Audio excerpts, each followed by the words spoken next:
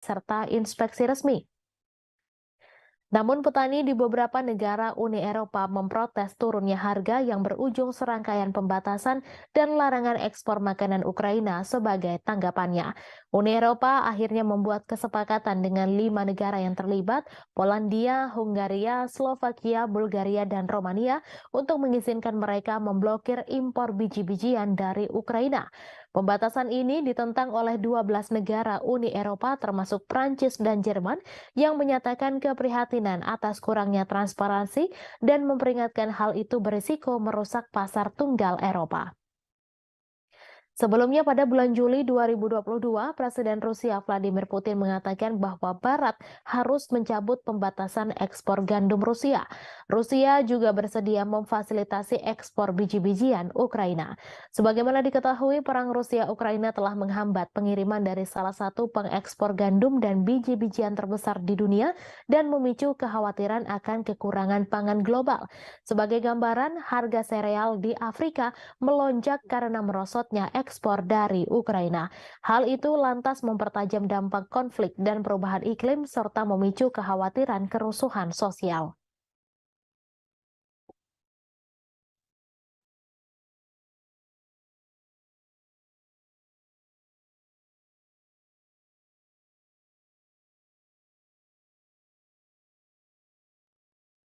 NATO meningkatkan tekanan pada Turki untuk membatalkan keberatannya terhadap keanggotaan Swedia karena organisasi militer tersebut berusaha untuk menangani masalah tersebut pada saat Presiden Amerika Serikat Joe Biden dan rekan-rekannya saat bertemu bulan depan.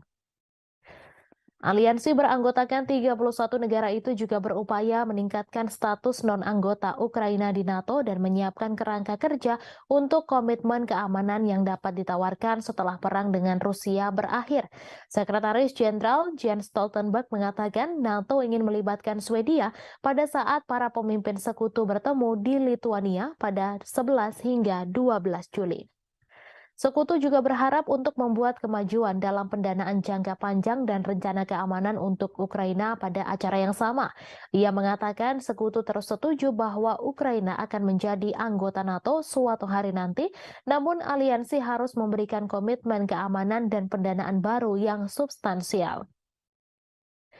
Menteri Luar Negeri Amerika Serikat Antony Blinken mengatakan sekutu berfokus untuk membantu Ukraina membangun kapasitas keamanan jangka menengah dan panjangnya, sehingga jika dan ketika agresi saat ini mereda, Ukraina memiliki kapasitas penuh untuk mencegah agresi di masa depan. Khawatir mereka akan menjadi sasaran Moskow setelah Rusia menginvasi Ukraina tahun lalu, Swedia dan Finlandia meninggalkan posisi tradisional non-blok militer mereka untuk mencari perlindungan di bawah payung keamanan NATO. Diketahui Finlandia menjadi negara anggota ke-31 NATO pada bulan April. NATO harus setuju dengan suara bulat bagi negara-negara untuk bergabung. Sementara itu, Swedia yang ingin bergabung masih terkendala persetujuan yang tak kunjung didapatkan dari Turki. Pemerintah Turki menuduh Swedia terlalu toleran terhadap organisasi teroris dan ancaman keamanan termasuk kelompok militan Kurdi dan orang-orang yang terkait dengan upaya kudeta tahun 2016. Hongaria juga telah menunda persetujuannya, namun alasannya belum diumumkan secara jelas. Stoltenberg mengatakan bahwa ia akan melakukan perjalanan ke Ankara untuk membahas persetujuan Turki atas bergabungnya Swedia dengan NATO. Seorang diplomat NATO mengatakan bahwa Stoltenberg dan Presiden Recep Tayyip Erdogan dapat bertemu akhir pekan ini di sela-sela pelantikan pemimpin Turki. Menteri Luar Negeri Swedia Tobias Billström mengatakan bahwa saat ini mulai ratifikasi keanggotaan Swedia di NATO. Ia mengatakan bahwa melarang Swedia bergabung dengan NATO justru adalah sebuah kemenangan bagi Presiden Rusia Vladimir Putin.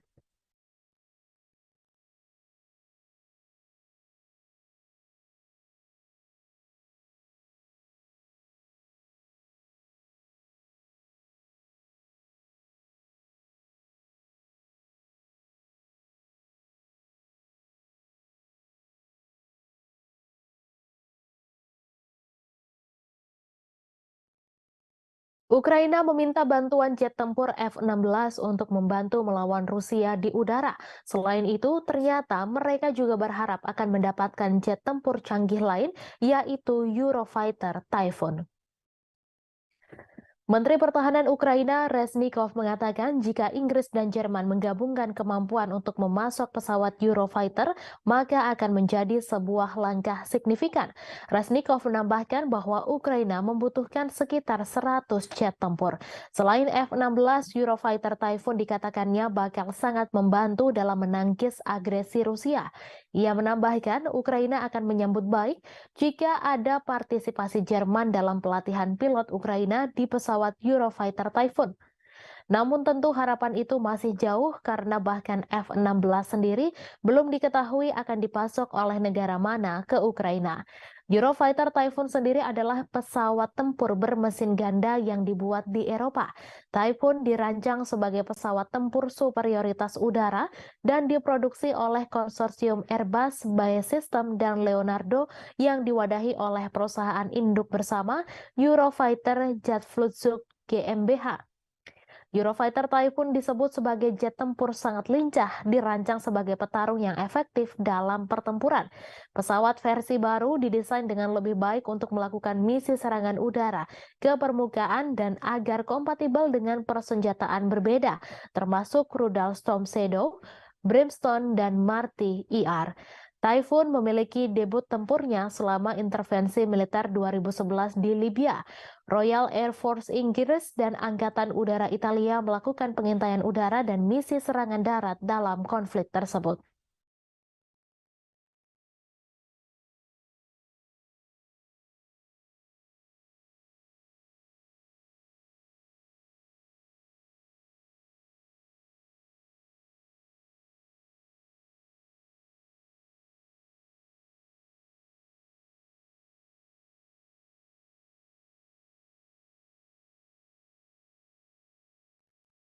Amerika Serikat pada Rabu 31 Mei mengumumkan paket senjata baru senilai 300 juta dolar Amerika Serikat atau 4,49 triliun rupiah kepada Ukraina.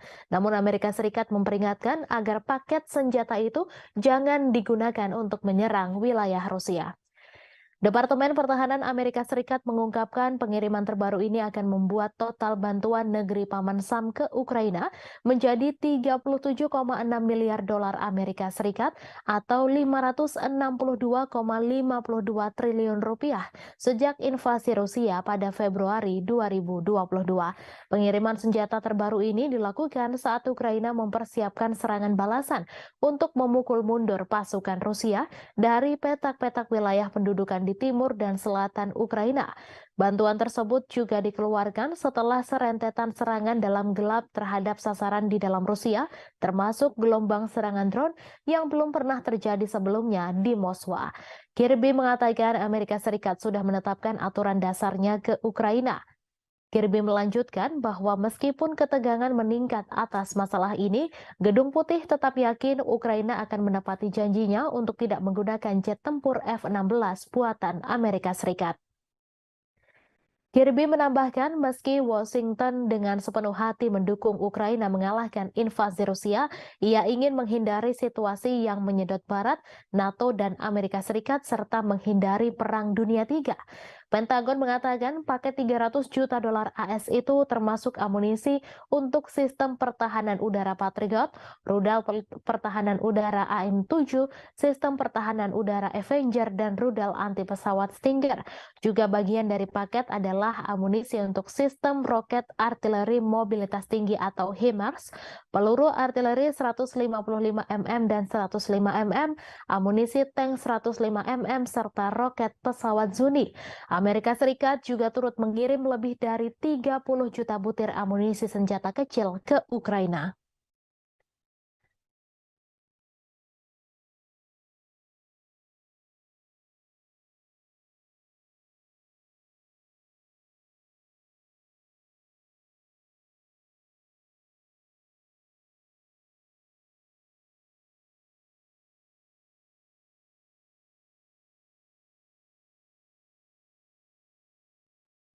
Pejabat Belanda dilaporkan membuat rencana untuk membeli puluhan tank Leopard serta rudal Patriot untuk membantu meningkatkan daya tembak Ukraina dalam konflik yang sedang berlangsung dengan Rusia. Kabinet Belanda bertujuan untuk membeli macan tutul dari pabrikan milik negara Swiss Ruah. Kesepakatan itu akan membutuhkan persetujuan dari pemerintah Swiss yang berusaha menjaga netralitas di tengah konflik Rusia-Ukraina. Dilansir dari RT.com, Amsterdam bergabung dengan Jerman dan Denmark pada bulan Februari untuk membeli setidaknya 100 tank tempur Leopard 1A5 untuk Ukraina dari pabrikan Jerman. Surat kabar Swiss melaporkan bahwa Belanda berusaha untuk membeli 96 Leopard 1 versi tank yang lebih tua dari Ruah. Pada saat yang sama, Belanda ingin menyediakan lebih banyak rudal atau suku cadang Patriot untuk mengoperasikannya untuk membantu meningkatkan pertahanan udara Ukraina. Anggota NATO itu sebelumnya memberi Kiev 2 peluncur Patriot dan sejumlah rudal. Namun ia menambahkan bahwa mengingat kebutuhan keamanan Belanda sendiri, tentunya tidak dapat memberikan semuanya pada Ukraina. Ia menyerukan lebih banyak negara untuk bergabung dengan koalisi negara-negara yang memasok rudal Patriot ke Ukraina. Anggota Parlemen Jerman pekan lalu menyetujui pembelian 18 tank Leopard 2A8 dan 12 howitzer Panzerhaubitze 2000 untuk menggantikan stok senjata yang dikirim ke Kiev. Kesepakatan itu dilaporkan mencakup opsi untuk membeli 105 macan tutul tambahan. Paket bantuan terbaru Berlin untuk Ukraina mencakup 30 tank Leopard 1.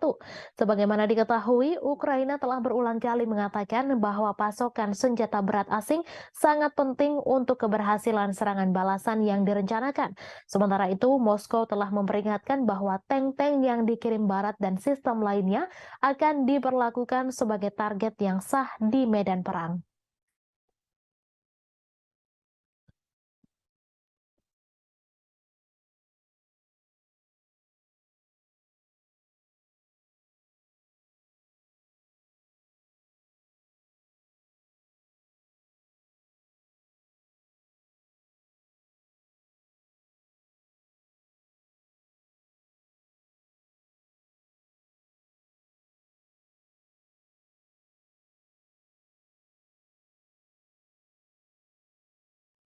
Presiden Ukraina Volodymyr Zelensky dan para pendukungnya dari Eropa Barat mengadakan pertemuan puncak untuk membangun dukungan bagi rencana perdamaian Kiev.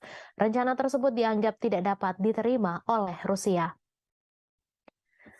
Presiden Prancis Emmanuel Macron telah menawarkan untuk menjadi tuan rumah KTT di Paris, sementara Denmark dan Swedia juga mengajukan diri sebagai tuan rumah. Meskipun tidak ada daftar tamu yang muncul, para pejabat Eropa dilaporkan telah menjangkau Brazil, India, China, dan negara-negara non-barat lainnya. Seorang diplomat anonim menyatakan bahwa Rusia tidak akan diundang dalam agenda tersebut. Sebelumnya, Rusia juga telah dengan tegas menolak apa yang disebut rencana kecepatan Ukraina. Diterbitkan akhir tahun lalu, rencana tersebut menuntut agar Rusia menyerahkan kembali wilayah Donetsk, Lugansk, Kherson, dan Zaporizhzhia ke Kiev, sementara juga melepaskan kendali Crimea yang memilih untuk bergabung dengan Federasi Rusia pada tahun 2014. Rencana tersebut juga menuntut Rusia membayar ganti rugi ke Ukraina dan menyerahkan pejabatnya untuk menghadapi pengadilan internasional. Sangat tidak mungkin bahwa pertemuan puncak yang tidak diundang Rusia yang diselenggarakan oleh negara-negara yang saat ini membiayai militer Ukraina akan mengubah pikiran di Kremlin. Menteri Luar Negeri Rusia, Sergei Lavrov, menyatakan pekan lalu bahwa rencana Ukraina pada dasarnya melibatkan kapitulasi Rusia. Proses perdamaian diakui tidak mungkin terjadi tanpa keterlibatan seluruh dunia, termasuk para pemimpin Global South. Zelensky juga baru-baru ini membuat tawaran ke dunia non-barat, berpidato di Liga Arab di Arab Saudi bulan ini dan berbicara dengan bahasa Cina. Namun penjangkauan ini kadang terkesan kaku dengan Zelensky menuduh anggota Liga Arab mengalah pada pengaruh Rusia sebelum melewatkan pertemuan dengan Presiden Brasil Luiz Inácio Lula da Silva di KTT G7 di Jepang. Bulan lalu, penasehat utama Zelensky, Mikhail Podolyak, menuntut China membuat pilihan untuk mendukung Ukraina dan Barat atau kehilangan pengaruhnya dalam urusan dunia. Padahal China telah merilis rencana perdamaian 12 poinnya sendiri yang meskipun ditolak oleh Amerika Serikat dan sekutu NATO-nya telah mendapat dukungan di banyak dunia termasuk Rusia. Gadis berusia 11 tahun menjadi korban setelah Rusia melancarkan serangan rudal ke ibu kota Ukraina Kiev pada Kamis 1 Juni kemarin. Gadis tersebut tewas bersama ibunya yang berusia 34 tahun dan seorang wanita berusia 33 tahun. Dikutip dari AFP, total korban tewas akibat serangan rudal Rusia ini mencapai 3 orang. Selain itu, sebanyak 11 orang dilaporkan terluka di distrik Densnyansky dan Dnipropetrovsk Timur. Sebelumnya, pejabat di Ukraina menyebut 2 bocah dinyatakan tewas, namun pernyataan tersebut segera direvisi. Serangan ini menjadi serangan keempat dalam minggu ini dan telah terjadi 17 serangan sepanjang bulan Mei di Kiev. Gambar yang dibagikan oleh otoritas militer setempat menunjukkan tim penyelamat merawat orang-orang serta bangunan yang rusak. Dalam sejumlah postingan di Telegram, Wali Kota Kiev Vitali Klitschko mengatakan serangkaian ledakan telah terjadi di kota tersebut dan telah ditangani oleh penyelamat puing-puing yang berjatuhan dan kebakaran.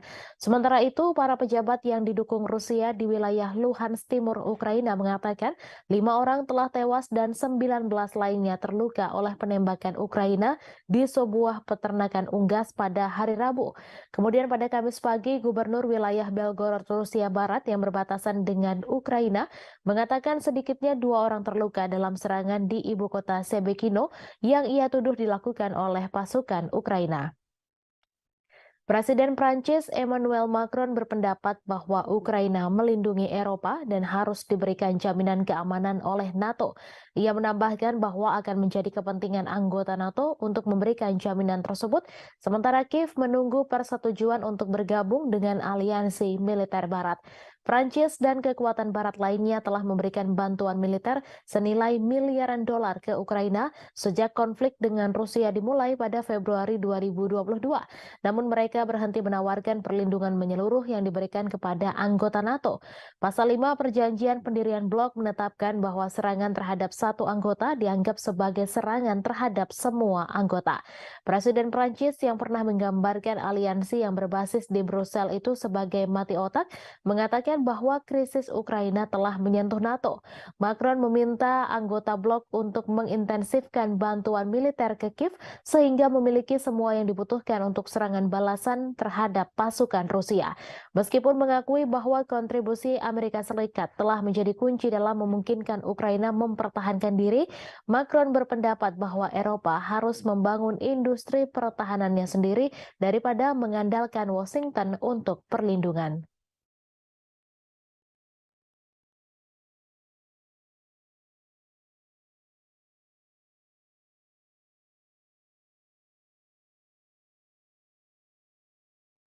Seorang militan yang mengenakan lambang kartel Teluk Meksiko membawa peluncur rudal anti-tank buatan Amerika Serikat. Senjata itu diduga adalah Javelin yang ribuan unit diantaranya dikirim ke Ukraina oleh Pentagon. Rekaman itu difilmkan di Matamoros pada Senin 29 Mei dan ditayangkan oleh saluran berita Milenio TV.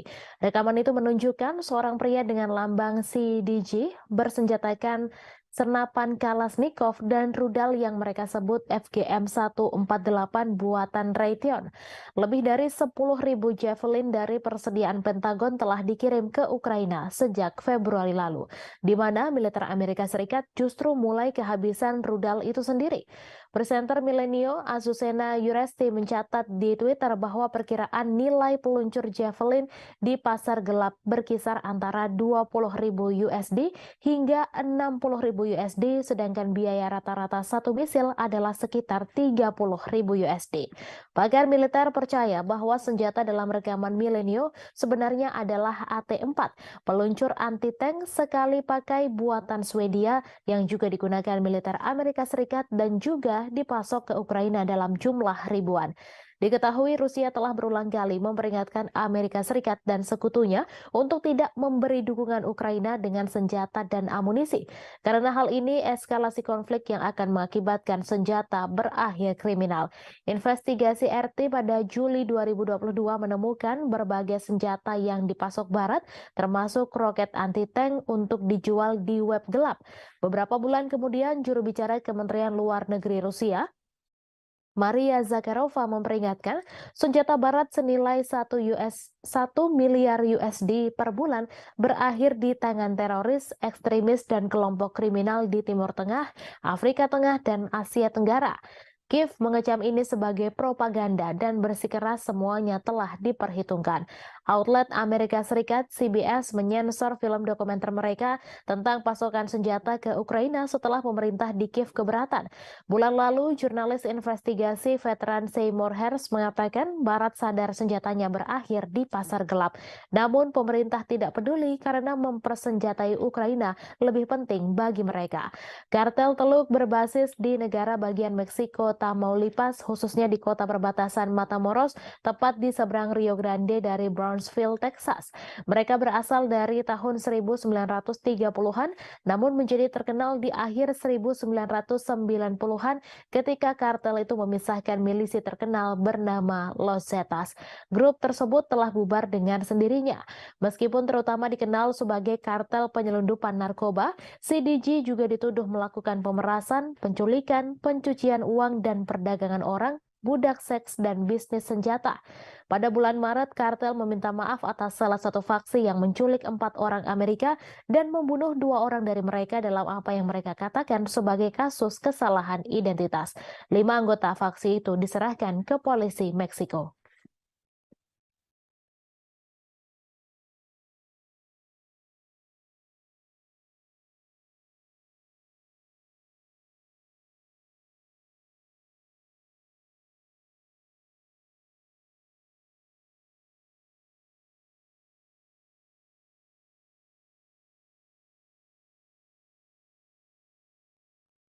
Pasukan gabungan Rusia pada Kamis 1 Juni membunuh 30 orang penyusup yang berupaya melancarkan serangan di wilayah Belgorod. Kementerian Pertahanan di Moskow mengatakan 30 orang itu merupakan milisi asal Ukraina. Diketahui pasukan gabungan Rusia terdiri dari angkatan bersenjata dan pasukan penjaga perbatasan dan elemen lain dari Dinas Keamanan Federal Rusia. Setidaknya ada 3 percobaan serangan yang digagalkan pasukan gabungan Rusia di dekat kota Sebekino, Belgorod. Menurut pernyataan tersebut, Ukraina mengerahkan 2 kompi infanteri yang didukung oleh tank untuk serangan-serangan tersebut. Sebelum penyerangan diluncurkan, Ukraina dilaporkan telah melakukan serangan artileri roket terhadap Sebekino. Serangan itu merusak bangunan tempat tinggal dan menyebabkan cedera di kalangan warga sipil. Bulan lalu, kontingen kecil militan Ukraina yang dilengkapi dengan perangkat keras militer barat melancarkan serangan ke wilayah Belgorod. Angkatan bersenjata Rusia kemudian meluncurkan operasi dengan menghancurkan kelompok penyusup, menewaskan 70 orang dan memaksa sisanya melarikan diri kembali ke Ukraina. Ukraina tidak pernah mengaku bertanggung jawab atas serangan di Belgorod. Mereka mengklaim hanya berperang di wilayah Ukraina yang direbut pasukan Rusia. Namun Rusia mengklaim serangan tersebut dilakukan Ukraina. Tak hanya itu, Rusia juga yakin bahwa Ukraina dapat melakukan serangan tersebut karena mendapat dukungan dari Barat. Namun baik Ukraina maupun Amerika Serikat sama-sama membantah dugaan tersebut.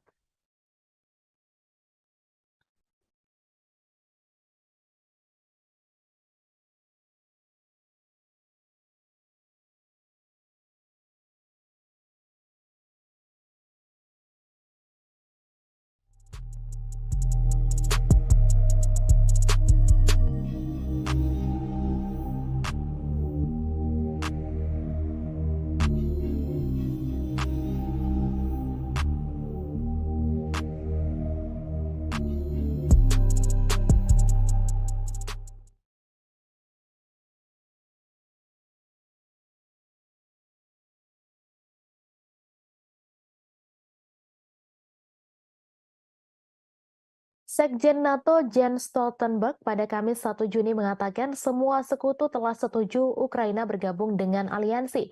Menurutnya, Rusia tidak bisa mencegah ekspansi aliansi militer pimpinan Amerika Serikat tersebut. Dilansir dari Reuters, sebelumnya bos NATO itu menggambarkan diskusi informal di dalam aliansi tentang langkah-langkah spesifik yang harus diambil Ukraina untuk mencapai keanggotaan NATO berlangsung baik. Stoltenberg juga menunjukkan bahwa Ukraina telah bergerak menuju NATO beralih dari standar Soviet ke NATO. Ia mengatakan NATO telah membantu Ukraina dalam hal ini sejak 2014 dan terutama setelah invasi besar-besaran Rusia. Rusia menentang keras ekspansi NATO yang semakin dekat dengan perbatasannya. Upaya ekspansi NATO ini telah dijadikan salah satu dalih Moskow menginvasi Ukraina. Sejak Rusia menginvasi Ukraina Februari tahun lalu, dua negara netral Finlandia dan Swedia mengajukan diri menjadi anggota baru NATO. Baru Finlandia yang secara resmi diterima, sedangkan Swedia masih menunggu persetujuan Turki yang hingga kini masih keberatan. Bulan lalu, kabar Ukraina akan bergabung dengan NATO juga sudah diserukan. Perdana Menteri Hungaria Viktor Orban kaget setengah mati setelah tahu NATO setuju menjadikan Ukraina sebagai anggota. Orban pun mengungkapkan kekagetannya hanya dengan satu tulisan pada cuitannya di Twitter. Diketahui, NATO merupakan aliansi militer dari 31 negara yang kebanyakan berasal dari Eropa. Tetapi di antara anggota juga terdapat Amerika Serikat serta Kanada. Hungaria juga merupakan anggota NATO dan seperti anggota lainnya, negara itu bisa melakukan veto terkait anggota yang akan bergabung. Anggota NATO termasuk Hungaria pada 2008 sebenarnya setuju bahwa Ukraina akan bergabung dengan mereka. Meski begitu, mereka tak langsung memberikan keanggotaan. Dengan bergabung bersama NATO, maka akan terlindungi sesuai artikel 5 aliansi itu yang menegaskan menyerang salah satu anggota berarti juga menyerang seluruhnya. Artinya, jika Ukraina yang bergabung kemudian diinvasi atau diserang, seluruh anggota NATO termasuk Amerika Serikat akan memberikan bantuan. Namun Hungaria yang bergabung pada 1999 telah menunjukkan keinginan untuk menentang perluasan aliansi tersebut. Meski mayoritas anggota NATO menentang Rusia karena invasi ke Ukraina, Hungaria tetap memperlihatkan hubungan yang mesra dengan Moskow.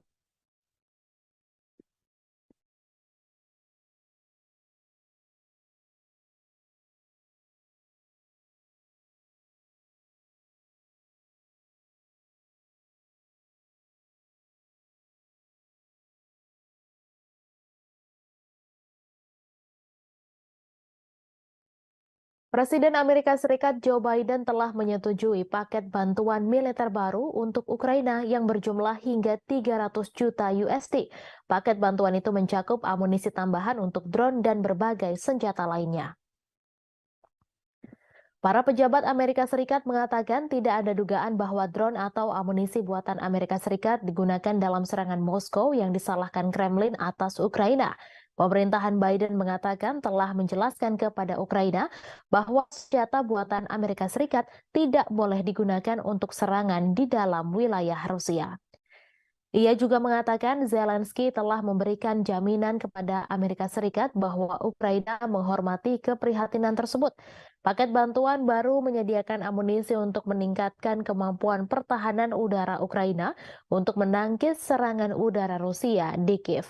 Paket ini menyediakan amunisi untuk baterai rudal Patriot dan sistem roket artileri mobilitas tinggi atau HIMARS, serta sistem pertahanan udara Avenger dan Stinger. Juga turut disuplai peralatan pembersihan ranjau, putaran anti lapis baja, roket pesawat Zuni yang tidak terarah, kacamata penglihatan malam, dan sekitar 30 juta putaran amunisi senjata kecil dan sejumlah peluru artileri lainnya yang dirahasiakan. Paket bantuan baru datang pada saat yang menegangkan dalam perang. Serangan pesawat tak berawak terbaru di Moskow mengikuti perebutan Rusia atas kota Bakhmut di Ukraina Timur setelah pertempuran 9 bulan yang menewaskan puluhan ribu orang. Ukraina juga menunjukkan tanda-tanda bahwa serangan balasan musim semi yang telah lama ditunggu-tunggu mungkin sudah berlangsung. Kementerian Pertahanan Rusia mengatakan 5 drone ditembak jatuh di Moskow dan sistem 3 lainnya macet menyebabkan mereka menyimpang dari jalur. Presiden Vladimir Putin menyebutnya sebagai tindakan teroris oleh Kiev. Diketahui Amerika Serikat telah memberikan lebih dari 37,6 miliar dolar senjata dan peralatan lainnya ke Ukraina sejak serangan Rusia pada Februari 2022.